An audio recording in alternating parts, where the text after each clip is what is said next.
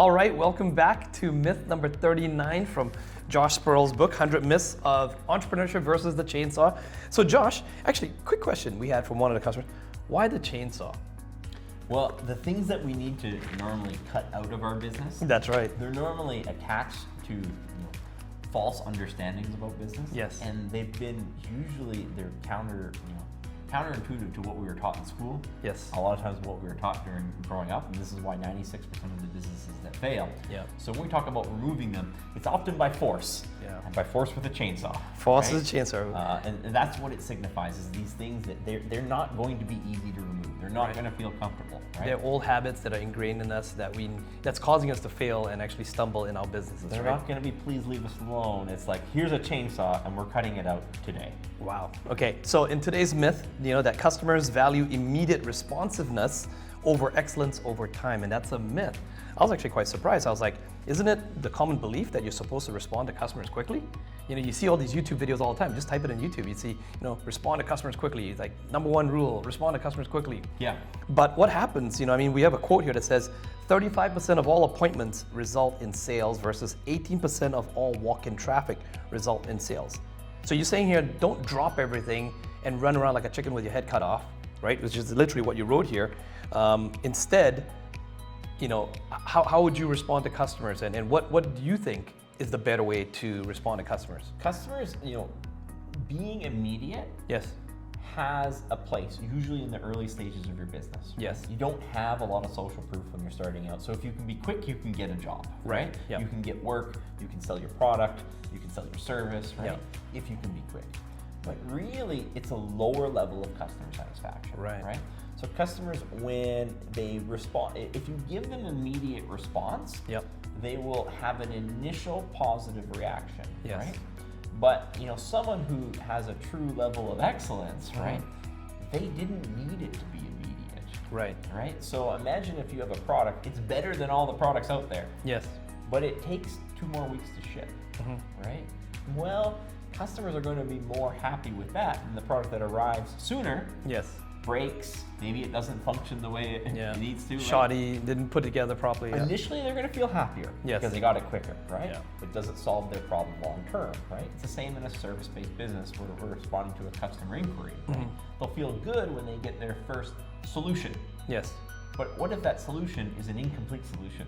Right. What if that solution doesn't work? Right? Eventually, that feeling of responsiveness will be overwhelmed with the inadequacy of the product or service that we're proposing, right? So customers actually, ultimately, people think that they appreciate responsiveness, but actually really what they want is excellence or solving their problem in a better way. That's correct, right?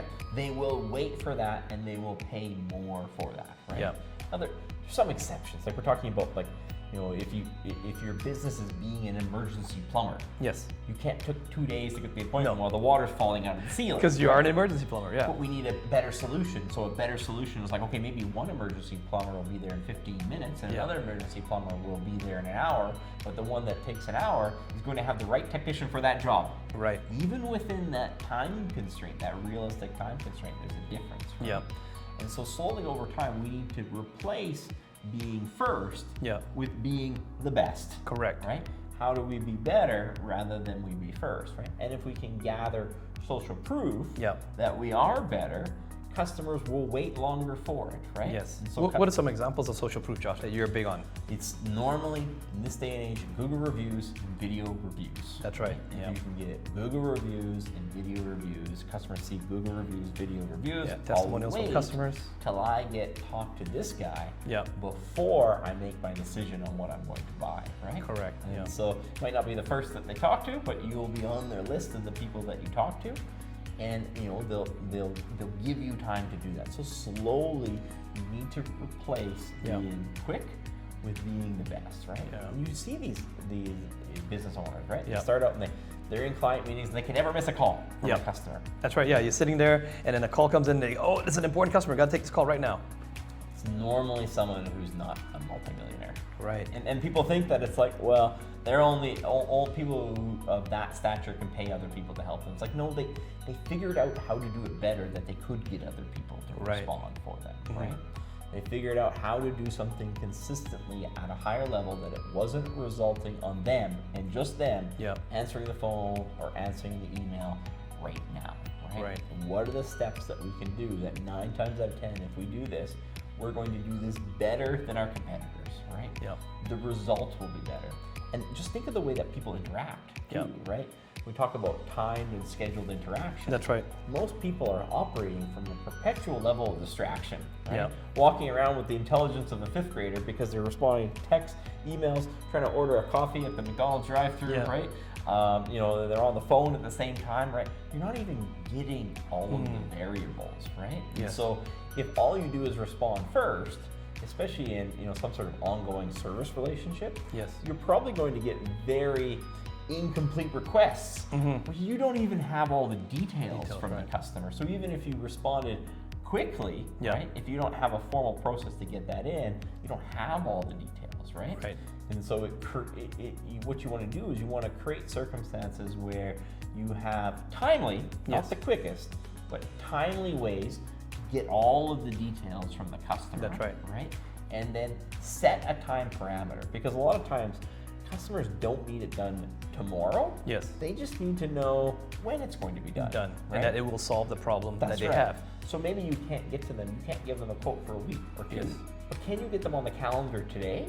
Or they have to wait 3 days to even get the appointment? Correct. That's a different story altogether, right?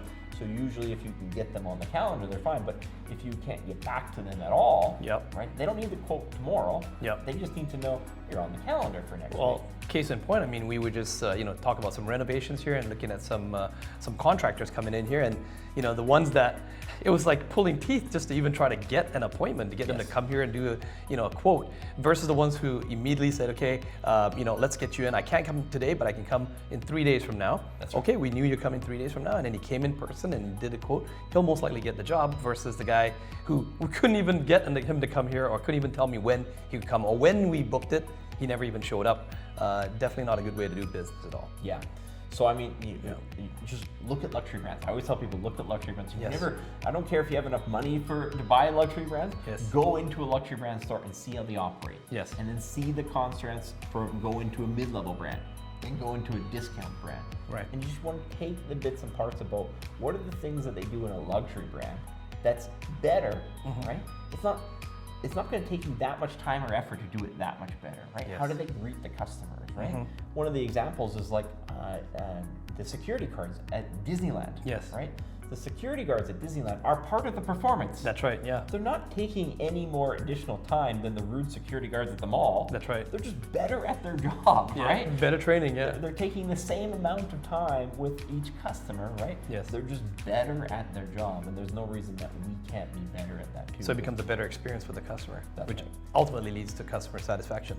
So really be very, very careful on being first is usually where you need to start in your business. Being the best is where you should ultimately be, or else you're going to be tied to your phone 24 hours a day for the rest of your life, right? And how can you do that? How can you scale that and get employees who are just going to drop everything and work at a second's notice forever? It's just not scalable. You can't have your employees just dropping and jumping all over the place, right? And I know that, Josh, you're very strict on time blocking and getting things into the calendar.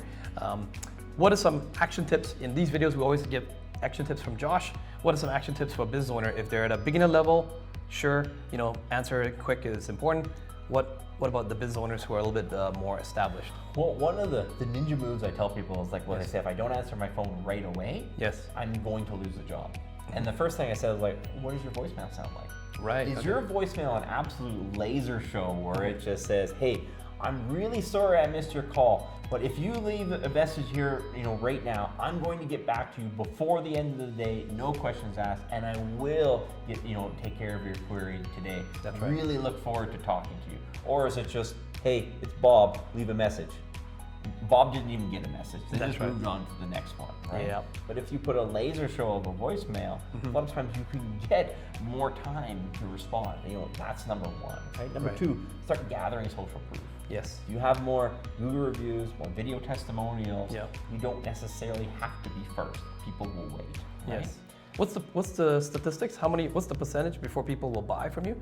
they'll go. How many people actually go online to check your Google reviews? 88% of the people. 88%. 88% of the people, Wow. right? So if you have a very low Google review, your only hope is to be cheap and be fast. That's right, Right? yeah. This is all you're dealing with. It can Whereas be fast and 88% of cheap, right? customers will buy from you if they see good Google reviews. And fast, it's probably, in order of importance, it's, Yes.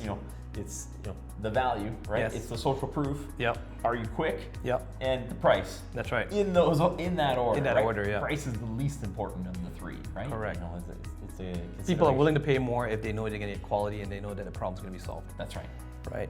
All right. Well, if you found this video helpful and you wanted to ask some other questions or give us some feedback, do comment in the comments below. We can also get a copy of Josh's book straight from the link in the description below as well too. Or even just try and come out and meet Josh in person. We put on a business boot camp periodically throughout the year, almost every 3 months. Come visit us in Edmonton, be at the actual physical boot camp where you get to meet Josh and hundreds of other business owners that are very similar to you that have been going through these myths. Watch many of them who have actually changed and overcame some of these myths and the success that they've had. Come see you for yourself and we'll see you in the next video.